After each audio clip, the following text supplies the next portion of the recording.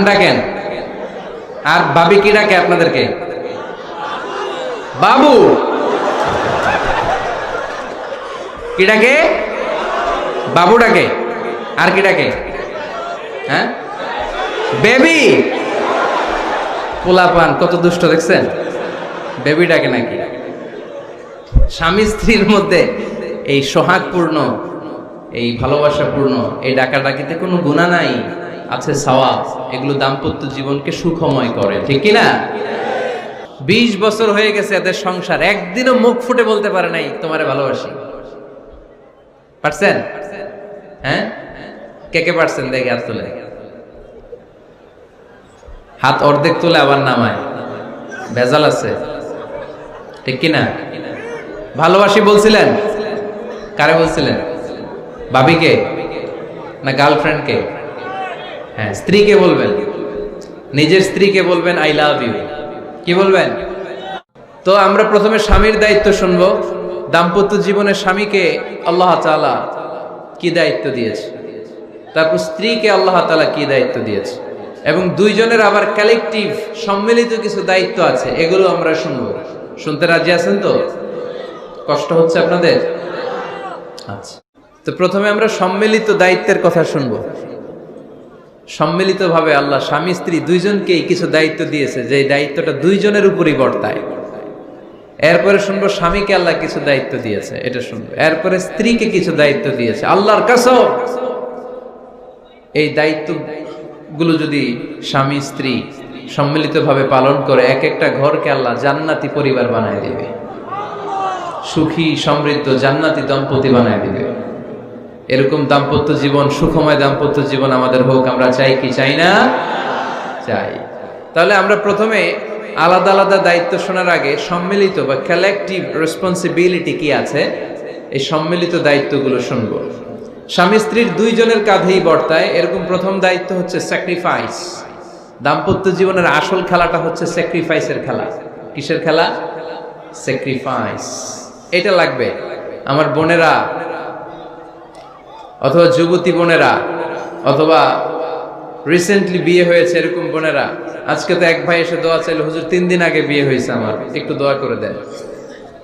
তারপর যুবক ছেলেরা, তোমরা যারা বিয়ে করনি করবা, খেয়াল করে শোনো, এগুলো কাজে লাগবে। স্যাক্রিফাইসটা খুব জরুরি। স্যাক্রিফাইস ইজ দ্য কি of a successful happy couple life. একটা সুখী দাম্পত্য জীবনের আসল চাবি হচ্ছে স্যাক্রিফাইস। আওয়াজ করে বলতে হবে, চাবিটার নাম কি? স্যাক্রিফাইস করতে হবে, একটু মানিয়ে নেয়া, একে অপরকে বোঝা, একটু ভালোবাসা, একটু মানিয়ে চলা, এটার নাম হচ্ছে স্যাক্রিফাইস। একে অপরকে বোঝার চেষ্টা করা, একটু মানিয়ে চলার চেষ্টা করা, একটু ভালো লাগা, একটু ভালোবাসা, সুখ দুঃখ ভাগাভাগি করে মিলেমিশে একাকার হয়ে যাওয়া, এটার নামই দাম্পত্য জীবন, ঠিক কি না? হ্যাঁ, এটার নামই দাম্পত্য জীবন। মিলেমিশে একাকার হয়ে যেতে হবে, স্যাক্রিফাইসের মানসিকতা অর্জন করতে হবে।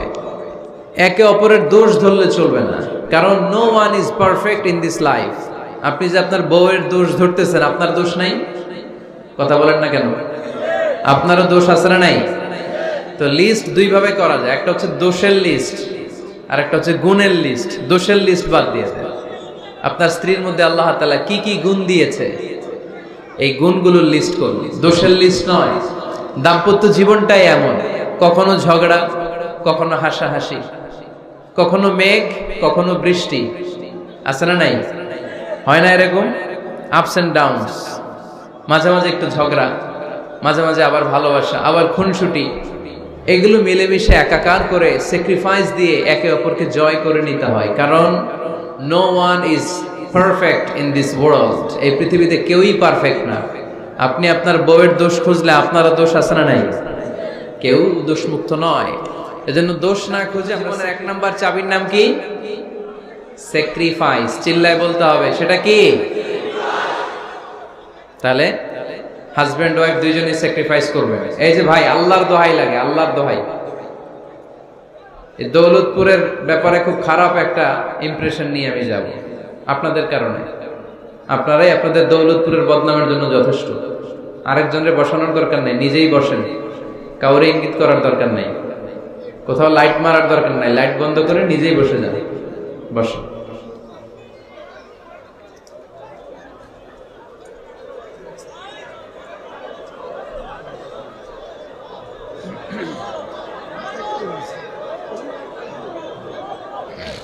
হ্যাঁ ঠিক আছে, এদিকে তাকান। দাম্পত্য জীবনকে সুখী করার 2 নাম্বার কালেকটিভ ফর্মুলা হচ্ছে ঝগড়া করা যাবে না। ঝগড়া আপনারা করেন নাকি ভাবির সাথে? ভাবির সাথে ঝগড়া করেন কে কে? দেখি হাত তোলেন।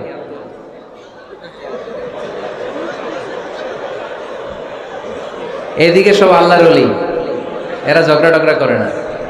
আপনি করেন? এই সাহসী সন্তান আছে কিছু, মাশাআল্লাহ। ঠিক আছে, বেশি করেন না আবার। হ্যাঁ ঠিক আছে, ঠিক আছে, তোমরাও করো, বুঝছি আপনারাও করেন। ওকে, না ঝগড়া করা যাবে না। একজন ঝগড়া শুরু করলে আরেকজন চুপ থাকতে হবে। দুইজনই ঝগড়া করলে, দুইজন রেগে গেলে ঝামেলা আছে না নাই? স্বামী রেগে গেলে স্ত্রী চুপ, স্ত্রী কখনো রেগে গেলে স্বামী চুপ, দুইজনই রেগে গেলে তৃতীয় বিশ্বযুদ্ধ। ঠিক কিনা? এজন্য ঝগড়া করতে দেয়া যাবে না। কারণ এই ঝগড়া, সামান্য ঝগড়া থেকে এই ঝগড়া বাড়তে বাড়তে এটা বিচ্ছেদের দিকে গড়ায়, ডিভোর্স হয়ে যায়। এরকম কত কেস যে আমার কাছে আসে, কত কেস যে আমার কাছে আসে যে হুজুর ছোট্ট ঝগড়া থেকে আমাদের মধ্যে ঝগড়া বাড়তে বাড়তে ইগো প্রবলেমের কারণে বিচ্ছেদে গড়ায়। আর এই ঝগড়া একটু শুরু হলে ইবলিস শয়তানের কাজ হচ্ছে পালে বাতাস দেয়। কি দেয়? পালে বাতাস ফেলে এটা দাউ দাউ করে উঁচু হয়ে ওঠে। আগুনের মধ্যে যেমনি কেরোসিন ঢাললে দাউ দাউ করে জ্বলে, সামান্য ঝগড়ার ছোতা পেলে ইবলিস শয়তান খালি দাউ দাউ করে এই ঝগড়ার আগুনকে জ্বালিয়ে দেয়। ঠিক কিনা? এজন্য ঝগড়া করবেন না, মেহেরবানি করে ঝগড়া শুরু করবেন না। যে কোনো মূল্যে এই ঝগড়াকে থামায় রাখতে হবে। তো ফ্যামিলিতে ঝগড়া অনেক সময় হয়ে যায়, কিন্তু একজন ঝগড়া করলে আরেকজন চুপ থাকতে হবে। ঝগড়া নিয়ে একটা মজার গল্প আছে, শুনবেন? বিশৃঙ্খলা ভোগ করলে তো গল্প শোনানো যাবে না, একেবারে চুপ। আমার দিকে তাকান, তাকিয়েছেন? ঝগড়া নিয়ে যে গল্পটা সেটা হচ্ছে, এক স্বামী ওয়াজ শুনে বাড়িতে গেছে রাত 11টায়। তো বাড়ির কাছাকাছি যেতে না যেতে স্ত্রীর আবার স্বভাব হচ্ছে রাতের খাবারটা স্বামীর সাথে একসাথে খায়, আলাদা খায় না। তো বাড়ির সামনে যেই স্বামী ফোন দিছে ওয়াইফকে, এই শুরু করার আগে দরজাটা খোলো, আমি চলে আসছি। তো ওয়াইফ এসে দরজা খুলে দিছে।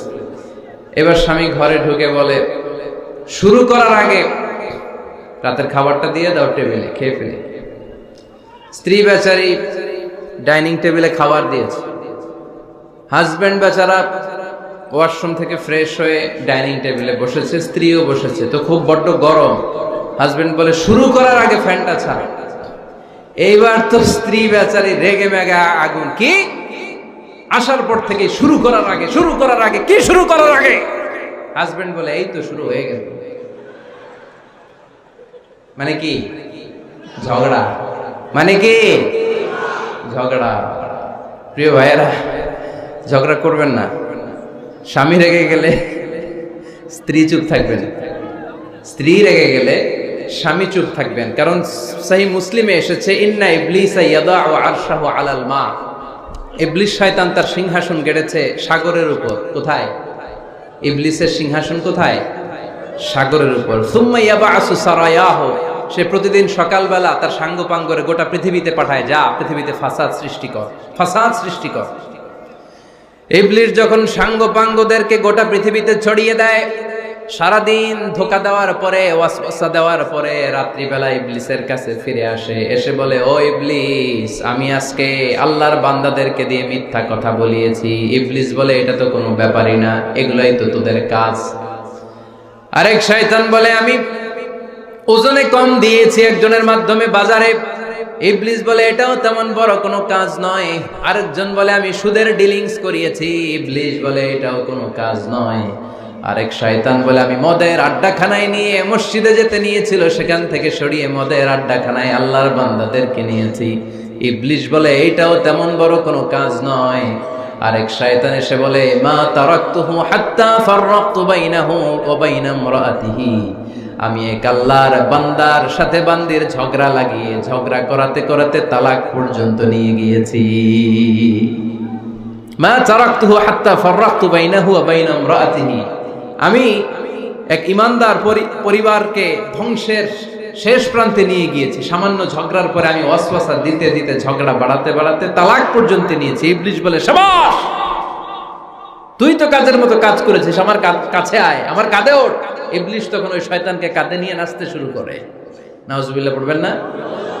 এজন্য ইমানদারদের সংসার ভেঙে খান খান হোক, এটা হলে ইবলিস খুশি, আর ইমানদারের পরিবার টিকে থাকলে আমার আল্লাহ খুশি।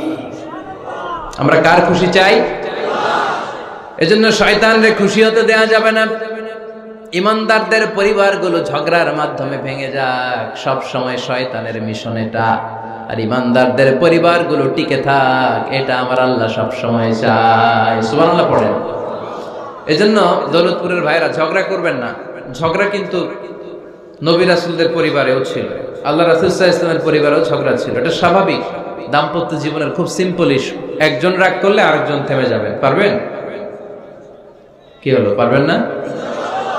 আল্লাহর হাবিব সাল্লাল্লাহু আলাইহি ওয়াসাল্লামের সাথে আম্মা জান আয়েশার ঝগড়া হতো। মজার একটা হাদিস শুনে, সহিহ বুখারীর হাদিস, মুসনাদে আহমদ ইবনে হাম্বলও এসেছে এই হাদিসটা। আম্মা জান আয়েশার সাথে ঝগড়ার পর আম্মা জান আয়েশাও রাগ, আল্লাহ রাসূল সাল্লাল্লাহু আলাইহি ওয়াসাল্লামও রাগ। এখন রাগ মিটানোর দরকার আছে না নাই? আল্লাহ রাসূল সাল্লাল্লাহু আলাইহি ওয়াসাল্লাম বললেন, আয়েশা চলো মিটমাট করে ফেলি। সুবহানাল্লাহ কইবেন না? চলো মিটমাট করি। তো কারে ডাকবো মিটমাটার জন্য? ওমর রে ডাকি। আম্মা জান আয়েশা বলে, না, ওমর গলিফ, ওমর খুব মেজাজ ওয়ালা, আমার ডর লাগে। তোমার আব্বারে ডাকি। আব্বারে ডাকেন। আব্বারে ডাকেন। খুশি হয়ে গেছেন আম্মা জান আয়েশা রাদিয়াল্লাহু। আবু বকর রাদিয়াল্লাহু চলে আসলেন, দাঁড়ালেন। এবার বিষ্ণু সাল্লাল্লাহু আলাইহি ওয়াসাল্লাম বললেন, তাতাকাল্লিমিন আও আতাকাল্লাম, কি ঘটছে আমাদের মাঝে, তুমি বলবা না আমি বলবো? আম্মা জান আয়েশা বললেন, তাতাকাল্লামু আনতা ওয়ালা তাকুল ইল্লা হাক্কান, আপনিই বলেন, তবে সত্য ছাড়া মিথ্যা বলেন না। আবু বকর রাদিয়াল্লাহু তাআলা আনহু শুনে রেগে গেলেন, কি এ কেমন কথা তোমার? নবীকে উদ্দেশ্য করে তুমি বলছো সত্য ছাড়া মিথ্যা বলবেন না, নবী কখনো মিথ্যা বলবে নাকি? রেগে মেয়ের গায়ে মেরেছে এক চোর খেয়ে আম্মা জান আয়েশা উল্টে পড়ে গেলেন। সাইয়েদনা আবু বকর রাদিয়াল্লাহু তাআলা আনহু রেগে গড়গড় করতে লাগলেন, আবার মারার জন্য উদ্যত হলেন। আম্মা জান আয়েশা রাদিয়াল্লাহু তাআলা আনহু বাঁচার জন্য এবার বিশ্বনবীর পিছনে যে আশ্রয় নিলেন। সুবহানাল্লাহ পড়বেন না? বিশ্বনবী সাইয়েদনা আবু বকরের সামনে দুই হাত মেলে ভেবে দাঁড়িয়ে গেলেন। আল্লাহর হাবিব যখন আম্মা জান আয়েশাকে বাঁচানোর জন্য দুই হাত উঁচু করে দাঁড়িয়ে গেলেন, সাইয়েদনা আবু বকর থেমে গেলেন। সাইয়েদনা আবু বকর এই পরিস্থিতি দেখে ঘর থেকে বের হয়ে ঘরের বাইরে দাঁড়ালেন। এবার আল্লাহর রাসূল সাল্লাল্লাহু আলাইহি ওয়াসাল্লাম আম্মা জান আয়েশাকে তুললেন, বললেন, ইয়া আয়েশা কাইফা রাআইতিনি আনকাসতুকি মিনার রাজুল, দেখলা নাকি কেমন করে আমি তোমার বাবার হাত থেকে তোমারে বাঁচালাম? আজকে আমি যদি সামনে দাঁড়িয়ে না বাঁচাতাম, তোমার বাবা তোমারে একেবারে মেরেই ফেলতো। সুবহানাল্লাহ পড়ে। দেখছো আয়েশা, আমি বাঁচাইলাম তোমারে, আমার সাথে ঝগড়া করো, আমি বাঁচাইলাম। এই কথা শুনে আম্মা জান আয়েশা রাদিয়াল্লাহু তাআলা লজ্জায় পড়ে হেসে দিলেন। সুবহানাল্লাহ পড়বেন না? এত আস্তে সুবহানাল্লাহ। লজ্জায় হেসে দিলেন। বিষ্ণু ঈসা ইসলাম এবার হেসে দিলেন। দুইজনের হাসাহাসি শুনে বাইরে থেকে আবু বকর রাদিয়াল্লাহু তাআলা আনহু হাসির আওয়াজ শুনে অবাক, কি রে এতক্ষণ যুদ্ধ, এখন আবার হাসি কেন? হাসে দেখার জন্য সাইয়েদনা আবু বকর রাদিয়াল্লাহু তাআলা আনহু ঘরের ভেতরে ঢুকলেন। ঢুকে দেখেন আম্মা জান আয়েশাও হাসে, বিশ্বনবীও হাসে, সাইয়েদনা আবু বকর হেসে দিলেন। আরশের উপর থেকে খুশি হয়ে গেলেন কে? এবার সাইয়েদনা আবু বকর বলেন, ইয়া রাসূলুল্লাহ, ইয়া হাবিবাল্লাহ, আশরিকানি ফি সিলমিকুমা কামা আশরাকতুমানি ফি হারবিকুমা। নবী গো, আপনাদের দুইজনের মধ্যে যুদ্ধ লাগলে যেমনি মিটমাট করার জন্য আপনি আমারে ডাকেন, আপনাদের এই আনন্দ কোন মুহূর্তগুলোতে শরীক হওয়ার জন্য মাঝে মাঝে আমারে ডাইকে। সুবহানাল্লাহ পড়ে। আপনাদের মধ্যে যুদ্ধ লাগলে সন্ধি করার জন্য যেমনি আমারে ডাকেন, আপনারা যখন আনন্দ কোন পরিবেশ এরকম খুনসুটি করেন, হাসাহাসিতে মেতে ওঠেন, তখন একটু আমারে ডাইকেন। সুবহানাল্লাহ পড়বেন না? দেখেন আল্লাহ রাসূল সাল্লাল্লাহু আলাইহি ওয়াসাল্লাম পৃথিবীর সবচেয়ে শ্রেষ্ঠতম মানুষ, উনাদের পরিবারেও ঝগড়া হতো, কিন্তু এই ঝগড়া কোনোদিন তালাক পর্যন্ত গিয়েছে? কথা বলেন না কেন? আল্লাহর হাবিব সাল্লাল্লাহু আলাইহি ওয়াসাল্লাম তার কোন স্ত্রীকে তালাক দিয়েছেন? প্রায় আম্মা জান আয়েশার সাথে রাগারাগি হতো। আল্লাহর হাবিব সাল্লাল্লাহু আলাইহি ওয়াসাল্লাম বলতেন, আয়েশা কখন তুমি রেগে থাকো সেটাও আমি জানি, কখন তুমি আমার উপর খুশি থাকো সেটাও আমি জানি। ইয়া আয়েশা ইন্নী লা আ'লামু ইযা কুনতি আন্নী রাদিয়া ওয়া ইযা কুনতি আলাইয়া গাদবা। আয়েশা কখন রেগে থাকো তাও বুঝি, কখন খুশি থাকো তাও বুঝি। আম্মা জান আয়েশা বললেন, ইয়া রাসূলুল্লাহ কেমনে বোঝেন? বিশ্বনবী বললেন, তোমার দোয়ার বাক্যগুলো শুনো বুঝি। যখন তুমি আমার উপরে খুশি থাকো তখন দোয়ার সময় তুমি এভাবে বলো, রব্বি মুহাম্মদ, ও মুহাম্মাদের রব আপনি আমাদের সব গুনাহ মাফ করে দেন। আর যখন তুমি আমার উপর রেগে থাকো তখন তুমি মুনাজাতের সময় বলো, রব্বি ইব্রাহিম, ইব্রাহিমের রব আপনি আমাদেরকে ক্ষমা করে দেন। তার মানে যখন তুমি রেগে থাকো তখন দোয়ার সময় আমার নামটা মুখে নিতে চাও না। সুবহানাল্লাহ পড়েন। তখন তুমি দোয়ার সময় অন্য নবীর নাম নাও। আম্মা জান আয়েশা বললেন, ইয়া রাসূলুল্লাহ মা আহাজুরু ইল্লা ইসমাক, আমি তো শুধু নামটাই সরাই, আমার মুখ থেকে কেবল আপনার নামটাই সরায় রাখি, আমার হৃদয় থেকে কখনো আপনারে সরাতে পারি না। আমার হৃদয় জুড়ে আপনি, মা আহাজুরু ইল্লা ইসমাক, নবী হে আমি শুধু দোয়ার সময় রাগের মাথায় আপনার নামটা বাদ দেই, হৃদয় থেকে তো আপনারে বাদ দিতে পারি না। সুবহানাল্লাহ বলবেন না? তার মানে নবীদের ফ্যামিলি তো ঝগড়া এগুলো হতো, কিন্তু এটা তালাক পর্যন্ত গড়াতো না, ঠিক কিনা? তাহলে এখন থেকে আমাদের এই স্লোগান নিতে হবে, ঝগড়া করলেও আমরা ডিভোর্সের দিকে যাব না। পারা যাবে? আর একজন রেগে গেলে আরেকজনকে চুপ থাকতে হবে। ভাবি রেগে গেলে আপনি চুপ, পারবেন? পারবেন না? ইনশাআল্লাহ। এই যারা বিয়ে করে না এরা ইনশাআল্লাহ, আর বাকিরা চুপচাপ আওয়াজ করে। তাহলে প্রথমে ঝগড়া করা যাবে না। 3 নাম্বার, দাম্পত্য জীবনের কোনো গোপন কথা অন্যের কাছে শেয়ার করা যাবে না। হাদিসে এসেছে এটাকে বলা হয়েছে আ'যামুল আমানা, এটা সবচেয়ে বড় আমানত। যারা দাম্পত্য জীবনের একান্ত বিষয় কারোর সাথে শেয়ার করে তারা সবচেয়ে বড় কবিরা গুনাহ করে। আশারুন নাস বলেছেন বিশ্বনবী এদেরকে, সবচেয়ে নিকৃষ্ট মানুষ।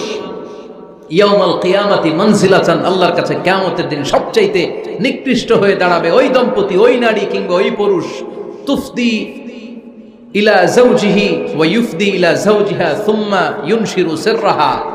তারা একান্ত সময়ে ফিজিক্যাল ইন্টিমেসিতে যা করে এটা পরে মানুষের কাছে বলে বেড়ায়, এরকম আছে না নাই? খবরদার, এটা বড় কবিরা গুনাহ। অনেক বোনরা একসাথে হলে দাম্পত্য জীবনের বিভিন্ন গোপন বিষয় নিয়ে কথা বলে, আছে না নাই? অনেক পুরুষরা একে অপরের সাথে, বন্ধুদের সাথে বিভিন্ন বিষয় নিয়ে শেয়ার করে, এটা এমন ওইটা এমন, এগুলো বলা যাবে? আসিবাউ হারাম। দাম্পত্য জীবনের সব বিষয়, স্বামীর সব বিষয় স্ত্রীর কাছে আমানত, স্ত্রীর সব বিষয় স্বামীর কাছে আমানত রেখেছে কে? দাম্পত্য জীবনের এই প্রাইভেট লাইফের কোনো কিছু কিয়ামত পর্যন্ত অন্যের কাছে প্রকাশ করাকে হারাম ঘোষণা করে দিয়েছে কে? এজন্য খবরদার আমার বোনেরা, একসাথে মহিলারা হলে পেটের কথা পিঠের কথা সব বের করে দেয়, আসরা নাই? কিছু থাকে না, সব বের হয়ে যায়। খবরদার, সব বললেও দাম্পত্য জীবনের কোনো কথা শেয়ার করা যাবে?